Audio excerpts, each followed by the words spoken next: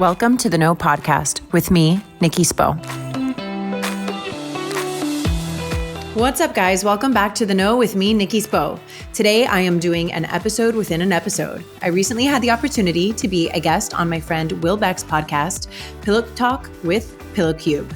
You may remember me hosting Will on my show where he spoke so bravely about surviving the Columbine massacre. Well, he graciously hosted me on his show and he asked me so many awesome questions. And well, I just wanted to share this interview. It's not often that I'm being the one interviewed, and we had a lot of fun talking about life, talking about suffering or not, what it's like to be a coach's wife, and so much more. So check out this interview and be sure to listen to the Pillow Talk podcast by Pillow Cube, hosted by Will Beck. Enjoy.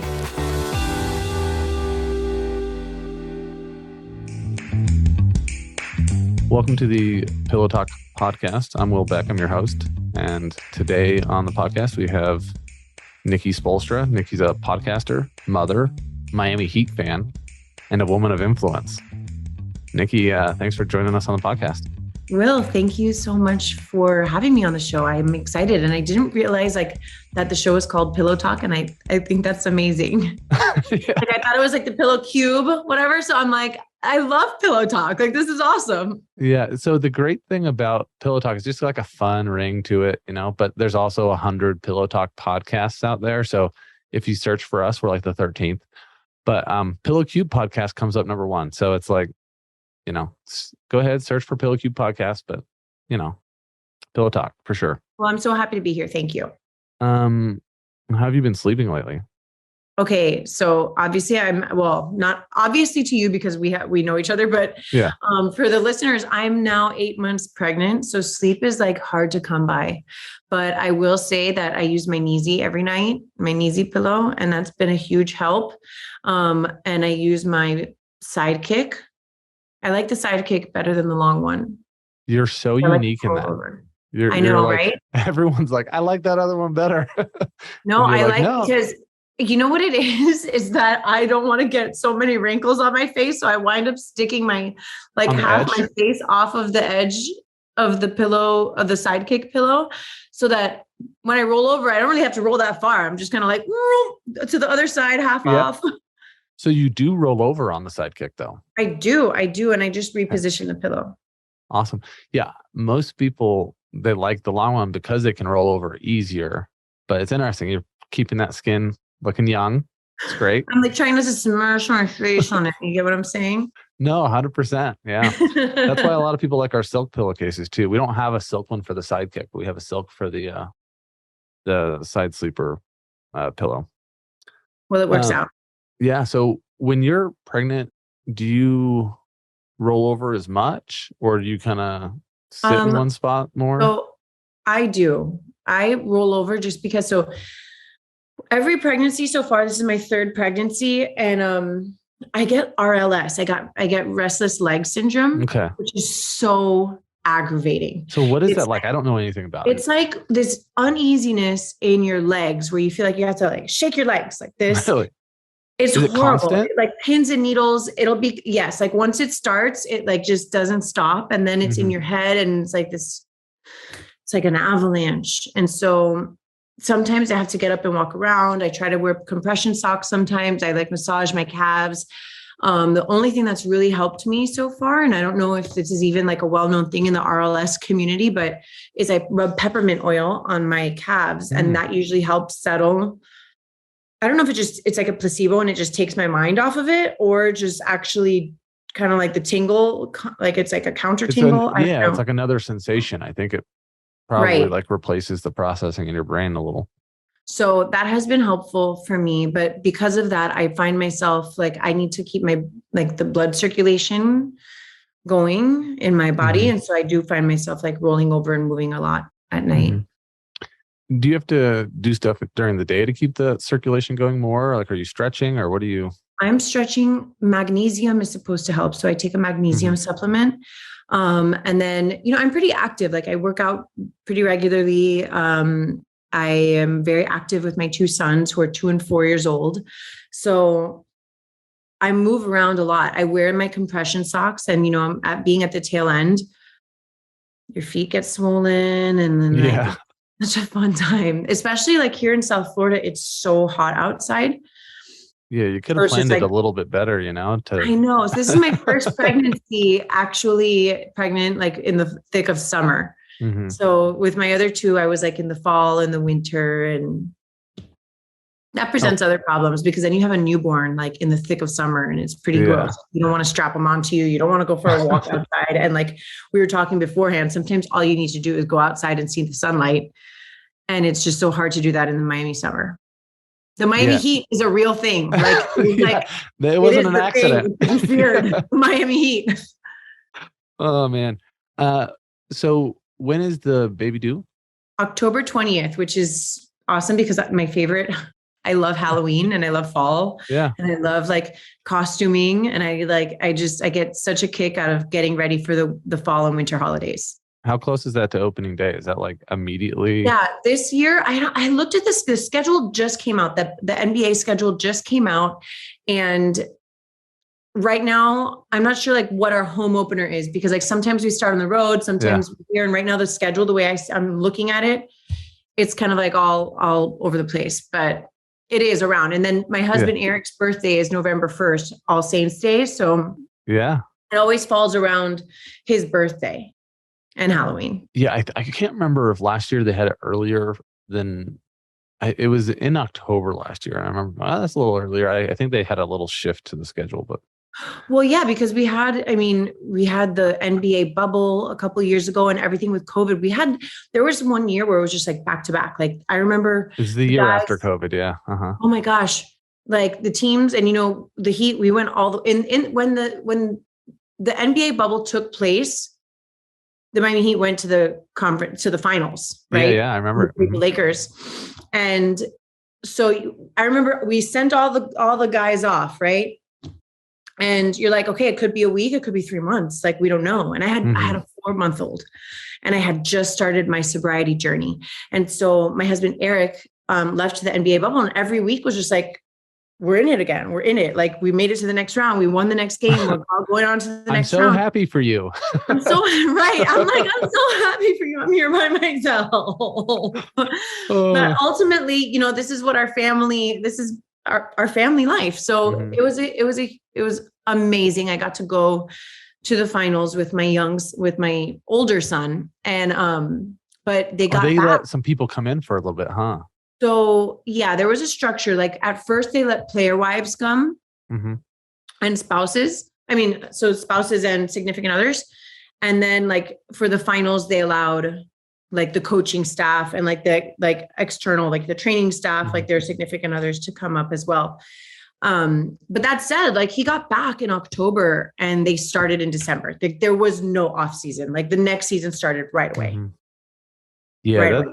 It would be a crazy time for you guys. As a basketball fan, I loved it. I was like, great, like no gap, because basketball all year round. Right now, there's been a gap of the last 5 weeks have been the most boring weeks in sports history. I feel like. What's happening? It's like baseball right now, or what is it? Oh, baseball just doesn't do it for me anymore. And the only thing has been like, oh, Kevin Durant, will he be traded? Will he not be traded? Right. Like all now that's over, and so it's like just sitting here like, cool, nothing to read. Yeah. So are there anything like other than like being pregnant, like things that like make it hard for you to sleep normally?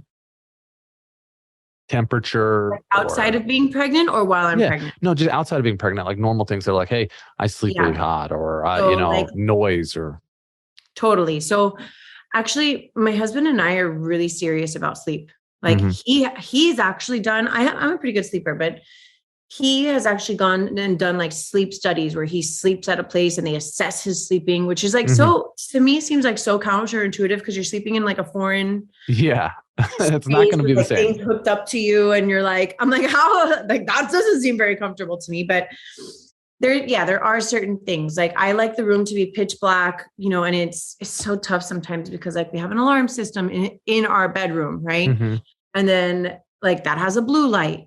It drives me crazy, or like the gap. We have blackout shades, but it's like that one little gap. Like I can see the light. Brighter almost because of it, So there's that. But then I need the room to be really cold, which is where your cooling pillow has been super helpful. I like to feel like I'm freezing and then the covers are like really cozy. Our little dog sleeps with us. And she's wonderful. I love snuggling her. But like the sleep specialists apparently are like, nothing else should be in the bed, like you and a weighted blanket and your pillow, and that's it. So it's like, it's a balance of, do I want to cuddle my dog? And do I really want to deal with her like yelping if I put her in the other room? Yeah.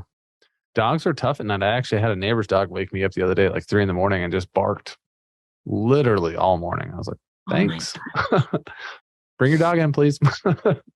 Oh my gosh. Yeah. So I'm really sensitive to temperature in general. Like I keep the house really, really cold at night. Yeah. In South Florida, you need that. You totally. Well, and that's the big thing in Florida. Like everybody jokes, you don't need it. You can go out in a tank top. No, you cannot leave your house without a jacket, because anywhere you go in Miami, they have the AC pumping and you are going to freeze inside. And not only that, but it's like you've been outside and you've like got a little bit of like moisture, dewy skin happening and you're a little damp and you go inside and then that sweat turns into like cold water on your skin and then you're cold.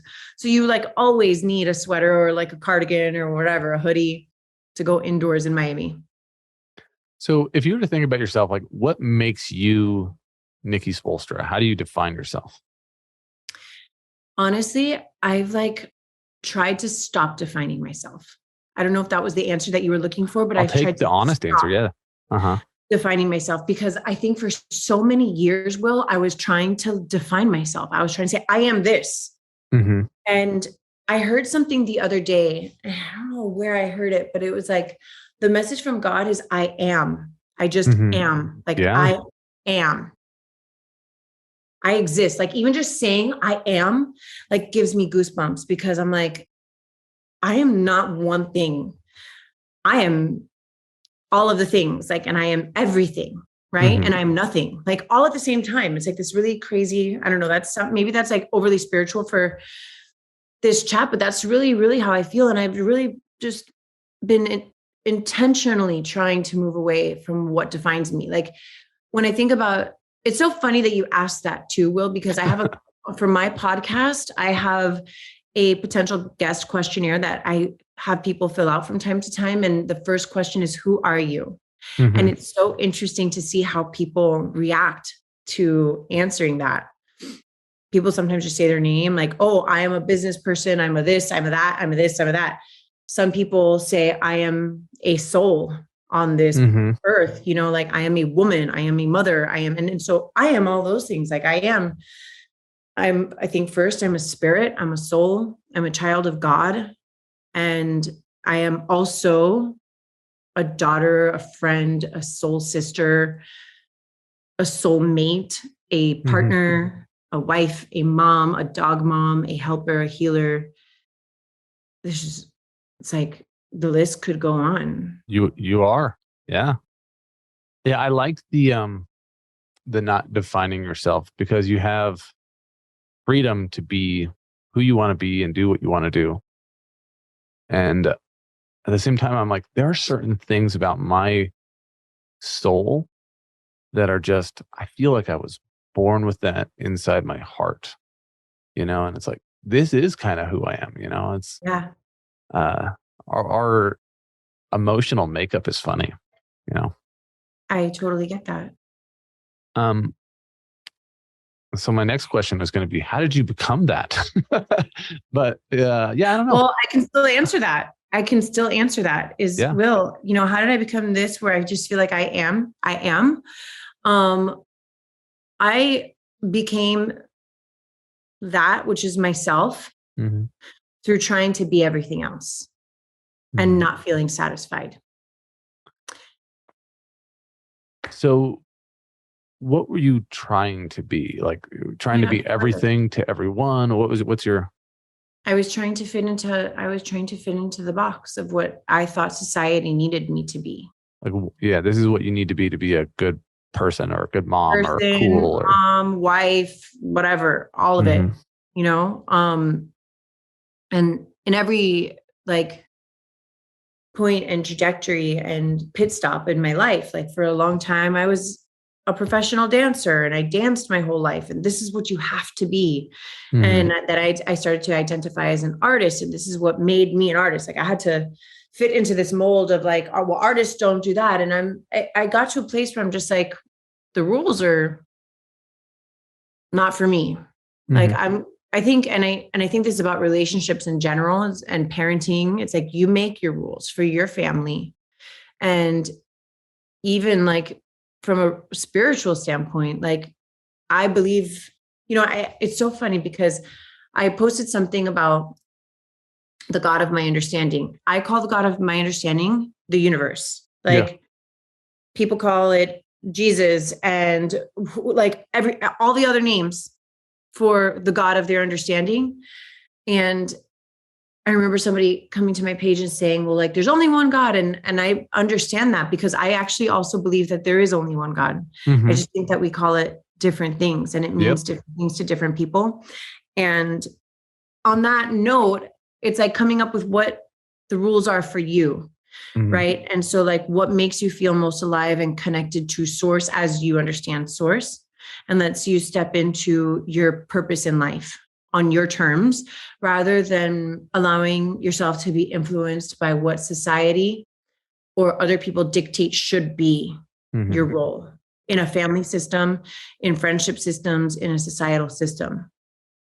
Do you feel like society dictates what you need to be a lot? Or do you feel like a lot of that is your feelings about what society dictates? I think sometimes our mind is so hard on ourselves, and it's totally not as much like your friends that aren't like, hey, you need to do this. But we're like, I need to do this because other people will expect it of me, but maybe they don't. We think it, we make it up. And I think it takes a lot of self-awareness and intention to come to that realization also, that it's not always society. It's what we think society's saying we should be or do. Mm-hmm. Like, I think it goes hand in hand. Like, I think there are certain things, right? Like, especially with gender roles, I think that is a definite like societal expectation, that has been handed down from generation to generation, but like things are shifting. And I think that like, it doesn't matter anymore. Like you can make it up for yourself and you don't have to fit into anything that you think is happening. Yeah. I think when we give ourselves the freedom to live our own happiest life and do what we want to do, makes us more happy. But at the same point, it's like when we have that freedom to do whatever we want to do, it's like, are we doing things only for us? And are we becoming narcissistic at that same point? And that's where it's like, maybe we should think more about others. This is just my one thing on happiness is like, when you think about other people first, you're going to be happier. And so that's like that balance in life is like, I need to focus on me and others. I think it's definitely, I think you're onto something. I definitely think that it is a balance because like on one end, I'm like, when I live in my truth for me, I know that I'm helping people.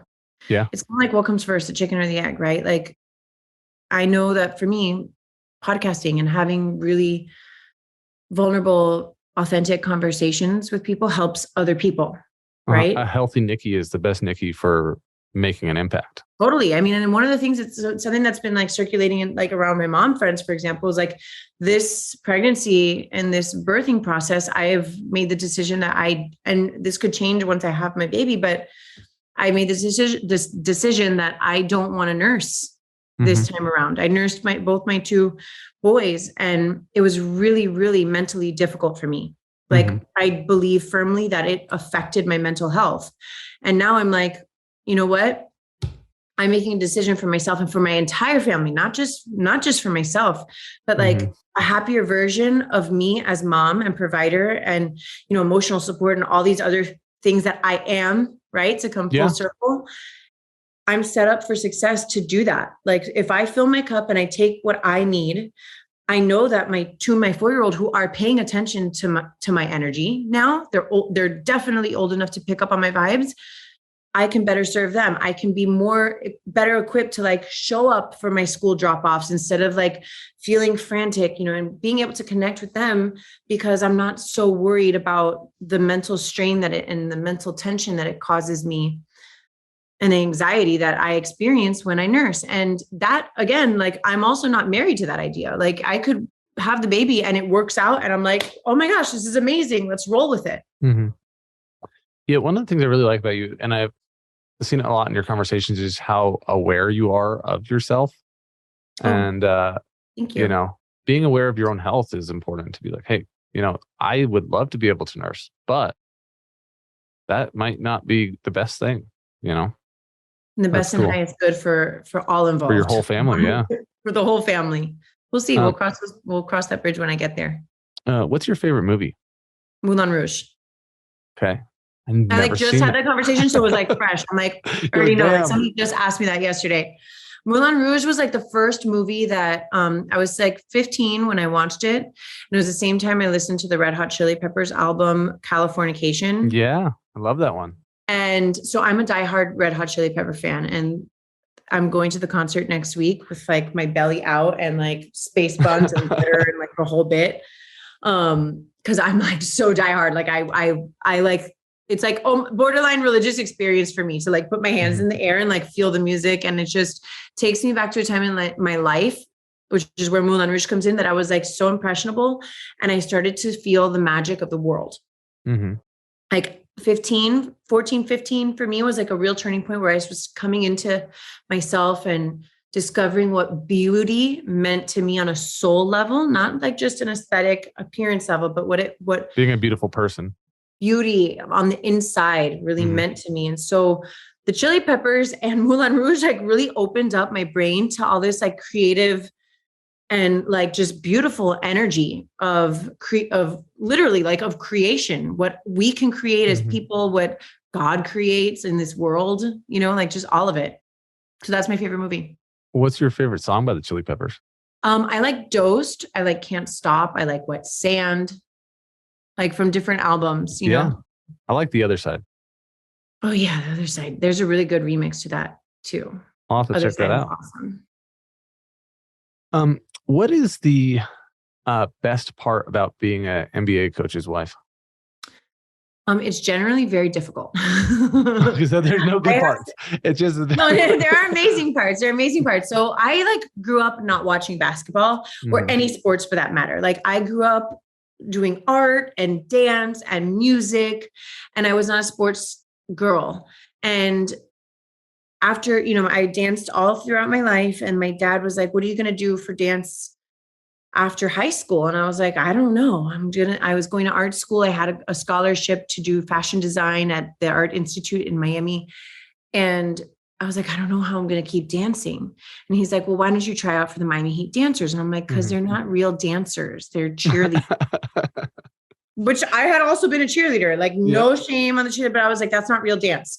And my dad was a firefighter. My mom was a teacher, like working class family. And my dad got like convinced his dentist to give him lower bowl tickets to the Miami Heat game. And the sole reason I went to the Miami Heat game was to watch the dance team. Like I took pictures on my digital camera of the girls with the women dancing at whatever the timeout dances that they would do. And I was like, okay, I'm going to do this. Didn't watch any of the game. I did not care about the basketball game. I tried out for the Miami Heat dancers. I made the team. I was like, oh my gosh, they picked me. And I realized really quickly that they were real proper dancers. I met Eric and didn't care about basketball still. He was an assistant coach at the time. And I thought he was an assistant to the coach. So I thought if this was like, he gets the coffee for the coach and he runs the errands for the coach. He's a nobody. Yeah. But I'm like, he's so cute and he's so nice and he's so funny and he's an assistant to the coach. Cool. He's a cute guy. I can admit it. So we became friends I remember he tells me, oh yeah, Nikki, I got a promotion, which by the way, that year we got quizzed. Like they would quiz us every once in a while and be like, who's the head coach of the team? Who's the owner of the team? I failed the quiz. I'm like, I don't know. That was the year that was the year that Stan Van Gundy was the coach and then Pat Riley took over. Yeah. Right. So it was all a very confusing time for me. I was like, pretty intense time. Keep changing it up. There's a lot happening. So failed the quiz, whatever. Eric then tells me he gets a promotion. I'm like, that's great. What does the assistant to a coach, like, how do you get promoted? Like, what's next? He's like, it's the head coach. I'm like, doesn't make sense. Don't compute. I'm like, I don't understand how that works out. How do you go from being the coffee guy to the head coach? Like, you really have no clue. And on some level, like maybe I romanticize this. I think we both laugh about it, but I'm like, maybe he liked that I wasn't so like all up in the NBA mix, right? Because like there are people who like train their whole lives to be all up in the NBA mix. But that said, like I've learned a lot about basketball. Like I go to basketball games now, you know, my friends are like, you know so much about basketball. I'm like, I do. I pay attention. I learned a lot. I'm like, quiz me. I'm like, quiz me now, people. So the best part, I mean, honestly, Will, I feel so lucky to be with a person who is passionate about what they do and can make an excellent living doing it.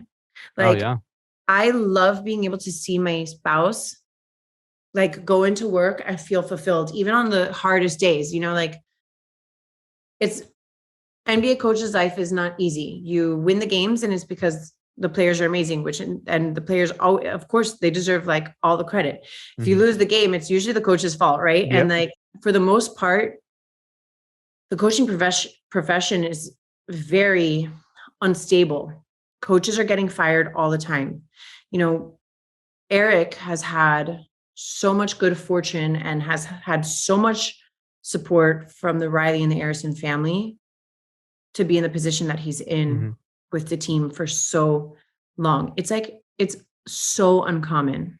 It is. He's probably like the third or fourth longest tenured coach in the NBA. The second most tenured coach in the NBA, the Greg Popovich. So, yeah. So that's really incredible. I would say that the best part is being able to go watch him do what he really, really loves. And another thing that I really love about, I don't know if about like being a coach's wife, but just like about basketball in general is like how it brings people together. I love history in general. Like I love the history of fashion. I love the history of art. I studied art history in college. Like I love the history of how things were and how they are now. And I had an opportunity to go to the NBA Hall of Fame a couple summers ago. And when Chris Bosh was being inducted and Rick Adelman was being inducted. And it was just so incredibly inspiring to listen to everybody speaking about their experience. And I was moved to tears by like the contribution. The NBA is 75 years old. It's very young. It's still very young. So you have people today that are alive and well that have had major impacts on the NBA as we know it today. You know, and that they changed the course or the trajectory of it. And so I was just moved to tears by like the influence and the impact that these individuals have had. And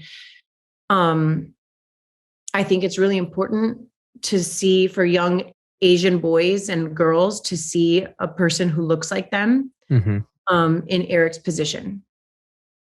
Yeah, I have always admired Eric before I knew you. Just because he was a guy that started it in like the film room, video room. Yeah.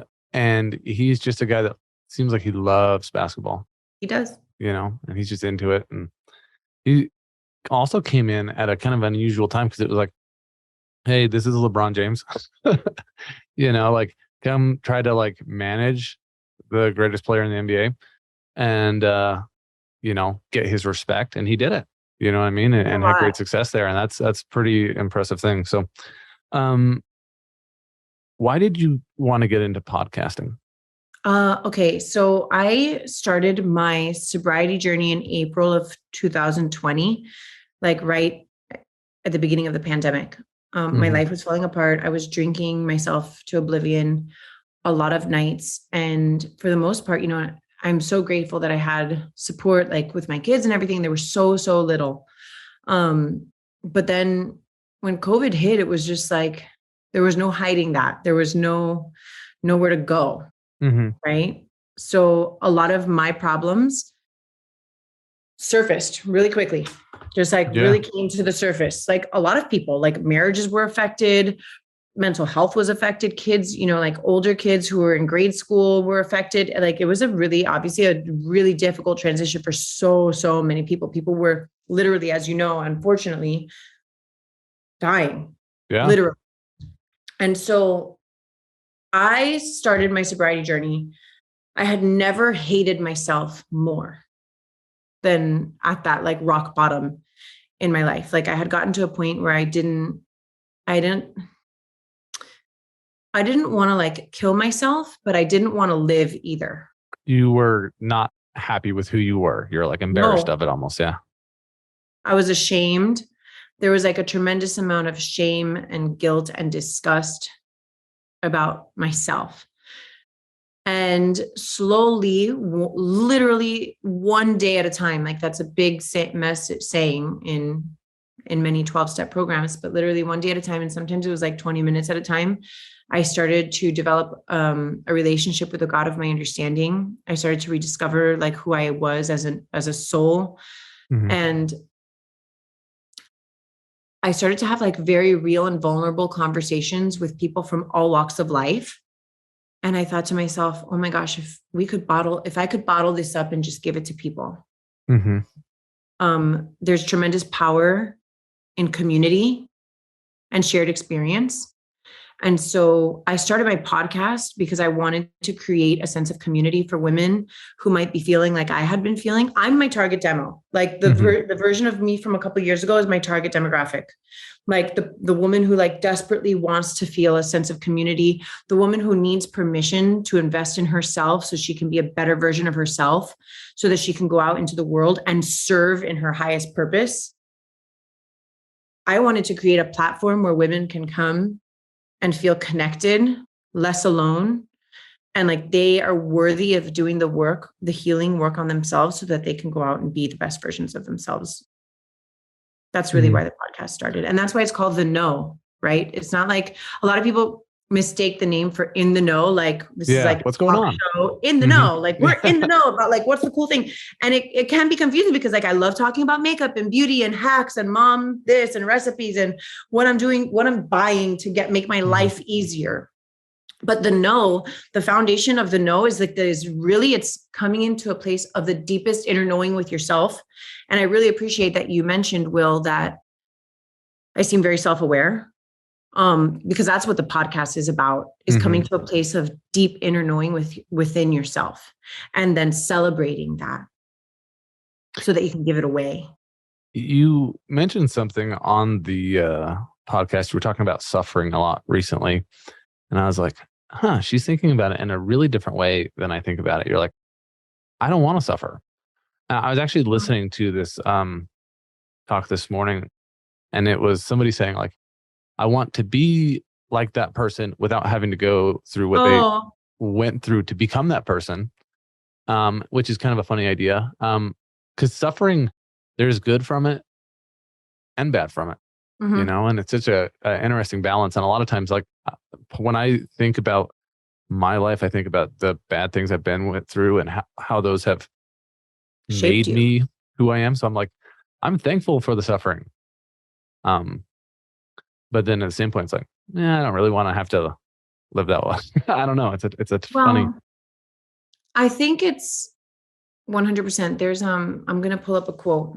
So, but to your point, while I pull that quote up, because I think it'll be worth sharing with your listeners. The point of when I was having that dialogue is not to say that I refuse suffering and I don't want to suffer anymore because I'm done suffering and I've been through enough suffering. I think it's really about being able to observe your suffering and choosing not to suffer in it. Yeah. To like find happiness in it. Yeah. And to find the beauty and the joy. And like, I am actively choosing, even if this is a period of suffering, like, And I think in that conversation, I was talking about like how difficult it was for me to cope with my son's diagnosis of Burkitt's lymphoma and like him losing his hair and him, my 4-year-old, going through chemo. That was a lot for me. And I would have nights that I would just cry into my pillow, or like a girlfriend would let me call them in the middle of the night, to just vent, because my husband and I were switching from the hospital a lot. And just choosing to say like, okay, I'm still going to go out to dinner with my friends, and I'm still going to see my friends, and I'm still going to host my podcast, and I'm still going to connect with other people, and I'm still going to serve other people, and I'm still going to volunteer with the charity, or I'm still going to like show up for my friend's baby shower. Yeah. And like in that, I'm like saying, I am choosing not to suffer. I think you're overcoming. It's like, hey, you have this thing in your life that's this giant roadblock, and you're saying, I'm not going to just lay down and die. I'm going to overcome it. I'm going to beat that. And during that whole process, still be happy. And that's the thing that a lot of people don't allow themselves to do, is like, hey, I've got to be miserable now because this thing happened to me. Yeah, exactly.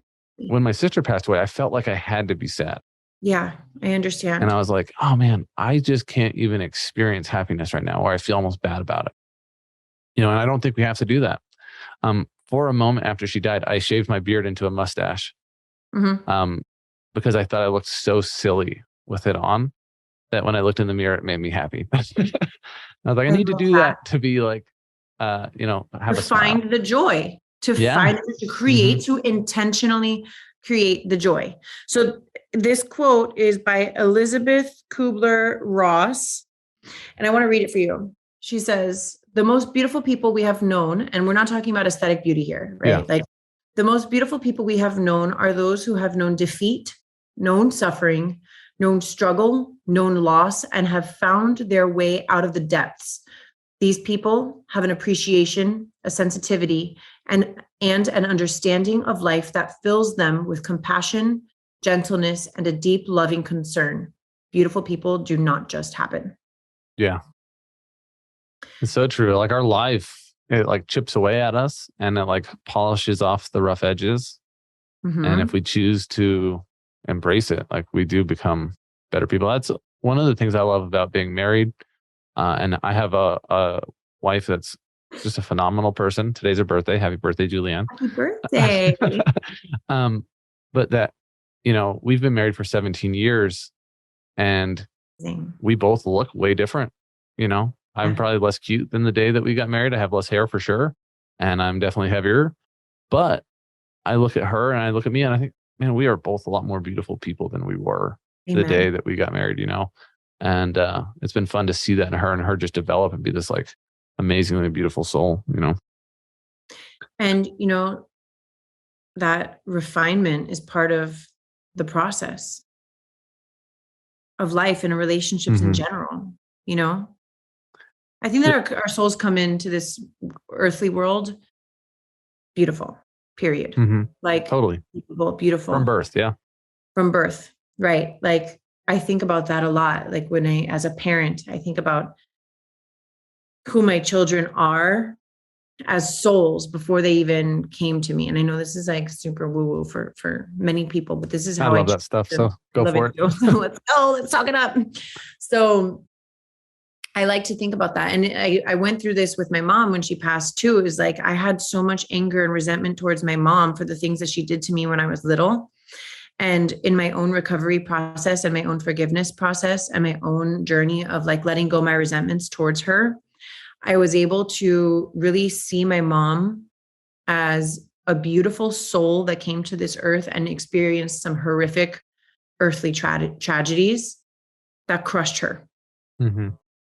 And now that she's passed on, I'm in this spiritual way, like reestablishing my relationship with her soul, where I'm like, you are still beautiful. Like your soul was not a reflection of what you went through on this in the earthly world, and the things that happened to you when you were little, and the things that you couldn't overcome, the things that you couldn't pull yourself out of your own depths to go get the help that you needed so that you could be better. Because I think that our souls are pure when they come here. Yeah. And when they leave. I think there's something too there about you like improving that relationship even after your mom's gone is like you are giving her grace and forgiveness and allowing, any lingering tough feelings to like go away. And Yeah. that allows you to be free and happy. And then when you guys greet each other again, you can be like, it's all love, Well, you that's what know? isn't it, Will? Like Yeah. forgiveness, yes, we forgive other people, but like The when we forgiveness forgive helps people, us. it's for us. It really is it's an act of Hmm. courage and the pursuit of freedom for ourselves. Yeah. And it like takes our own chains off when we forgive others because then we're not like bound by anger and Amen. jealousy and, just a kind of mean feeling. So, Totally. Totally.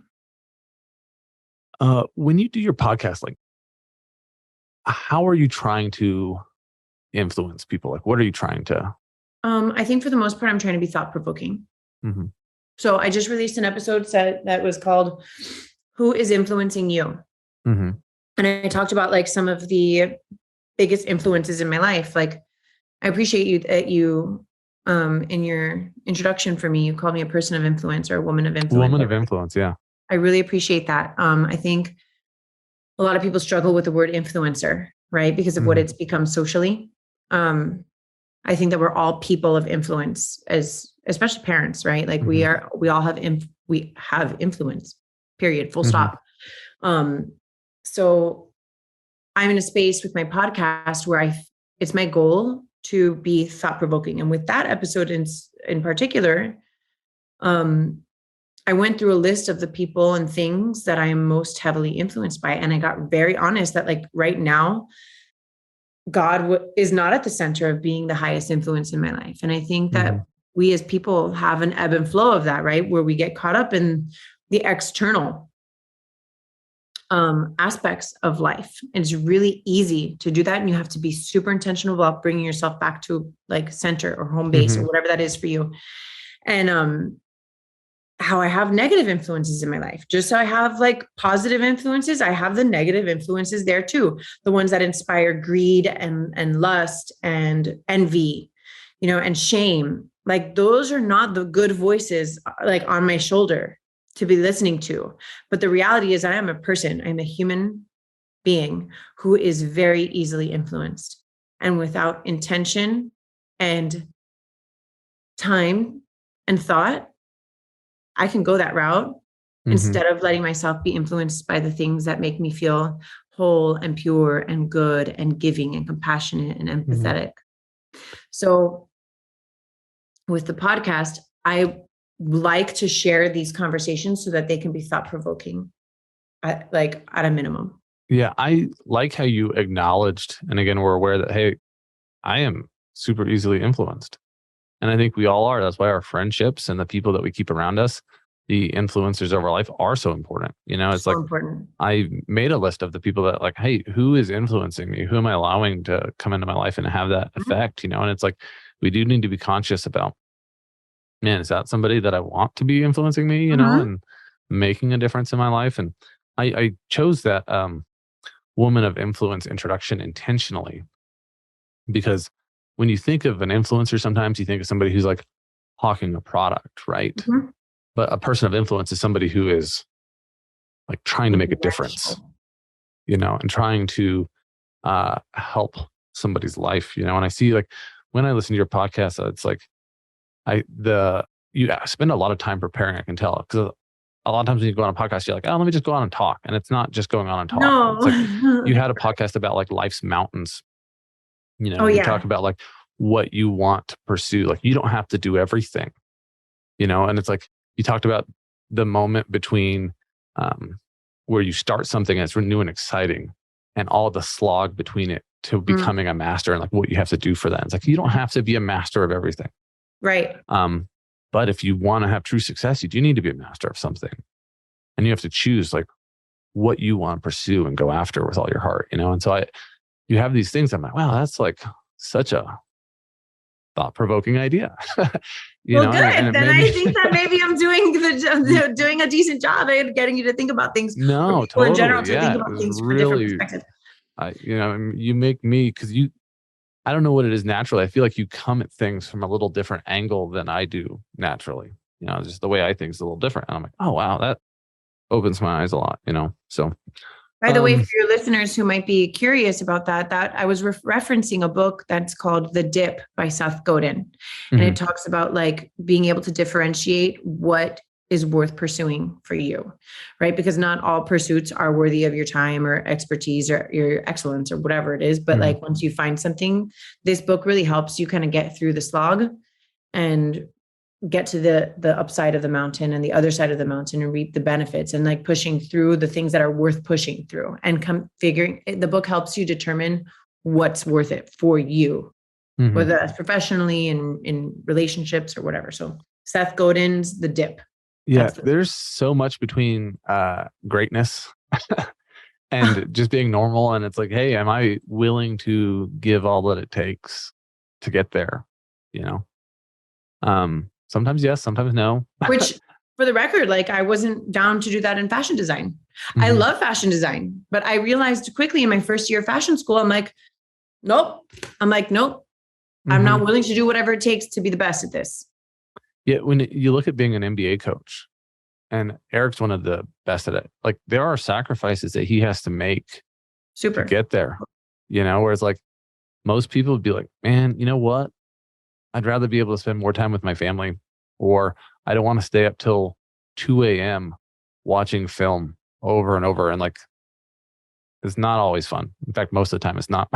He loves it. Yeah. He loves it. Like, listen, when I met Eric when he was 36 years old and to my knowledge, he wasn't like in a serious relationship in a very long time. And he put his career and not just to be the best, but we talk about serving. Like Eric is the type of person who serves. His job, the way he feels about his job was never, I want to be the best coach. I want to be remembered forever. His attitude towards coaching is not like that. His attitude is, how can I serve my personnel, my players, my coaching staff at my highest capacity? How can I serve them, right? And in turn, he's like, how can I serve my bosses, Pat, Mickey, Nick, all of these people? How can I hone my craft to be of optimal service to these individuals, right? In my profession. And I think by doing that, and he's been a great example for me in this, is like, by doing that, you wind up being really good, right? There's a lot of this is coming back full circle. It's like when you focus on the service aspect of it, you hone in on your greatness. Yeah, that is so insightful to me, being a basketball fan and seeing, because he's lasted a long time for a reason, is because the players that are playing for him are like, we respect this person, Thank you. And that is cool to hear. And that's why people love you, because they can sense it, whether it's real or not. 100%. He's the real deal. Like I want to say this also, is that he's an incredible father. Like most people like in the NBA world, when they find out like he does school drop-offs and pickups anytime that he can, they're like super surprised, but he's there. He's very involved with our kids. Like he always knows what's going on. Like he's an incredible father, and he still hustles at night, and he is watching film, and he's communicating nonstop with his assistant coaches and with the front office. He's nonstop, like preparing. And that's not always easy on a marriage, to share your person with everybody else. Yeah. Right. It's not. Like, I would be lying to you if I said, oh yeah, it's super easy. That's why, like, when you ask about a coach's wife, you could ask any coach's wife. I'm pretty confident in like any professional sports. And it's not super easy. Like, it's not the easiest thing. Like, you really are sharing your partner with so many other people. But I always come back to the fact that, like, I can see what he's doing. I can see why he's doing it. And there's tremendous honor in the way that he operates. And I have so much respect for him as like a person separate from me. And I think that in marriage, it's really important to be two separate people. Like, one of our mutual friends had given us this like plaque with this saying, and it's a Jewish phrase. I'm going to butcher it, but really what it comes down to is being two pillars that hold up your roof, right? You can't, if you're one pillar in the center, like the roof is going to topple on either side, but you need to have the structure where you can be two separate things supporting a common good and a common cause and the common vision. If you guys are both the same, you wouldn't have each other's gifts. It's like there's things that you can bring to a relationship and things that you can bring to a relationship that are both strengths, but totally different strengths that you can have the benefit of. My wife and I talk about this all the time. So like, there's things that I'm really good at, and she gets to reap the reward of that because we're married together, and I get to reap the reward of who she is. And like, yes, it's fantastic to have partners that are excelling at things, and it's not always easy. Like, I'm not here to say that like marriage, like married life is perfect. Like it's not. And I just think like, that we need to move away from this idea that you like, especially young women, like this is something that I try to preach to like young women when I talk, like the end goal is not getting married. Like that isn't the goal, because once you get married, like a whole other world. That's just the beginning. Yeah. That's just the beginning. Like, cause there's this whole crazy other journey throughout the marriage, like, and how people change over time and how you guys find your ways back to each other over and over and over again. And how love is a continuous choice. Like it has to be a choice, because living with somebody forever who's different from you is not easy. It's just not always easy. It's like not normal. It's so you have to, it's not for the faint of heart. I don't think marriage is for the faint of heart. It's for, like you have to be ready to really go in on doing the work on yourself nonstop, and then working on the relationship and the partnership and the vision and the shared experience. Forever. You have to be meek in a marriage. And when I say meek, I mean like not easily offended, like willing to have somebody kind of like say something that hurts your feelings, and then also not take it personal and be like, okay, I'm not going to get mad all the time about this, And that's and so then hard. At the same point, like you need to be willing to just try to find ways to send that message of, I want to put you first. I want to, build you up and help you be happy. Again, it's like not a natural thing to want to like think about your partner first. Well, and it's also easy to like get used to it, right? Like, yeah, you see somebody every day and you're like, yeah, okay, life is happening, like kids and work and this and that, like it's all going so fast, so it's easy to let the intention drop off. You have to be intentional. When I get home, my wife's like, oh, you need to put me first more. I heard you talking about it on the podcast. You need to. There you go, girlfriend. What does a successful life look like to you? Oh my gosh, happiness and peace of mind. When I was little, I would always like at 11:11, or like when I would see a shooting star, like blow out my birthday candles. Like ever since I was a small girl, I wished for peace of mind. And I feel comfortable sharing that because, I'm not superstitious in the sense that like I shared my wish with you guys and now it's over. It's gone. Not going to come true. I actually think that the more people I tell about my wish, I feel like God and the universe are conspiring to give it to me. Yeah, I think peace is the most important thing in life. It's like being comfortable with who you are and the decisions you're making and who you are as a person, just feeling that like nothing I'm doing is counter. But I do want to say, Will, like on a more literal level about like what success looks like, like that's what spiritual success feels like for me, is peace, right? Like a connection to my higher power, like peace of mind, safety, right? Like spiritual safety, trusting myself, knowing myself, harmony. Yeah. But in the physical world, because I think that like we should talk about those things too. I want to be earning a living or be rewarded for the gifts that I'm giving and the services that I'm doing in a way that feels good to me. And so I will say this, and it's like, maybe it's taboo to talk about, but like I was a teacher for 5 years and I was a teacher of the year. at the school that I taught at in an inner city school in Little Havana. And I loved teaching. It was like the first time I really felt like I was doing my calling. Mm-hmm. I was able to teach English language arts, which I love, to seventh graders. I was able to coach the dance team of like mostly girls, one boy on my team.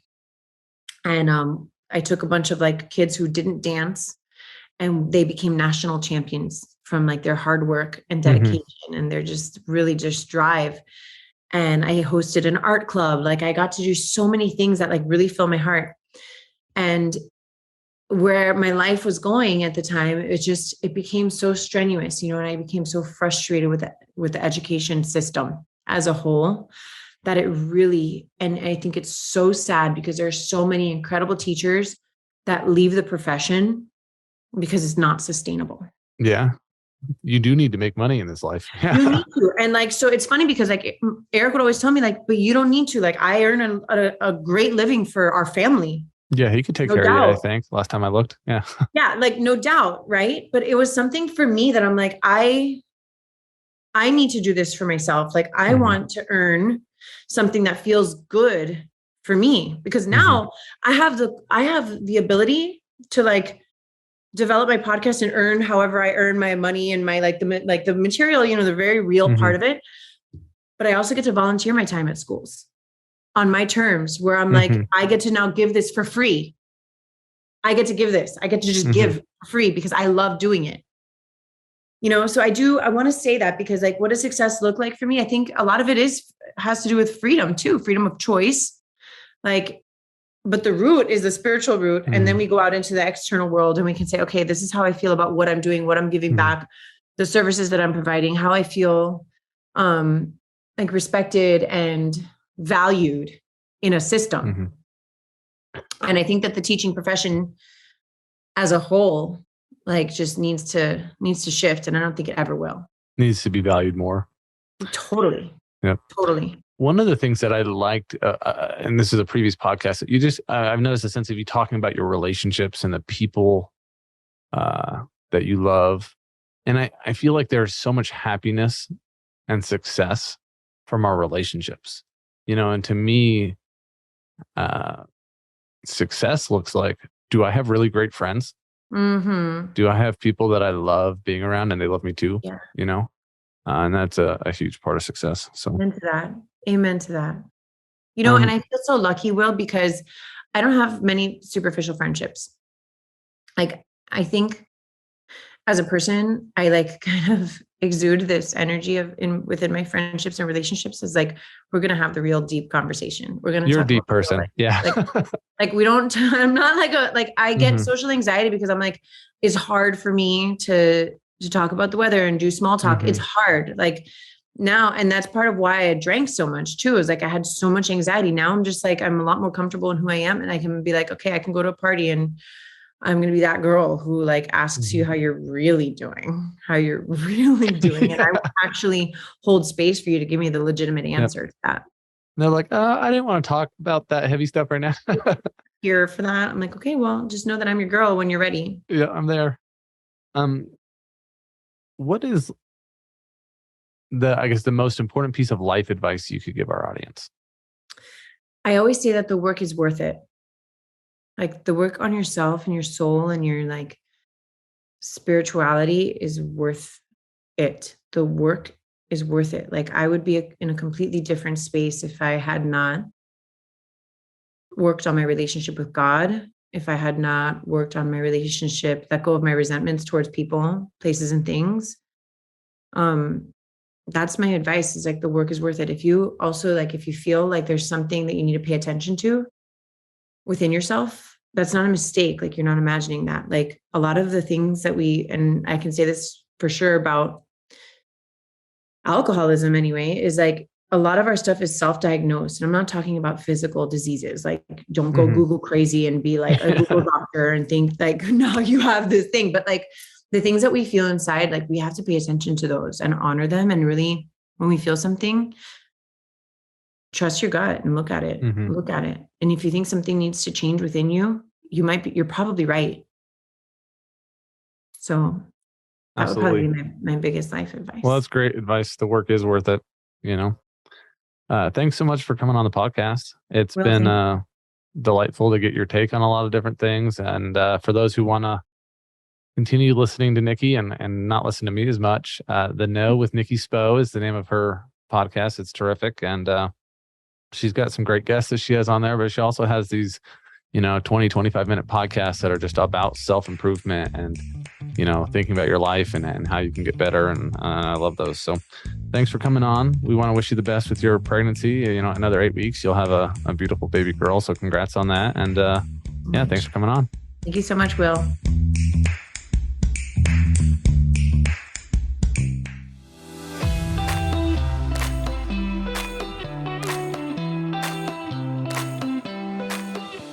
Thank you so much for listening to The Know.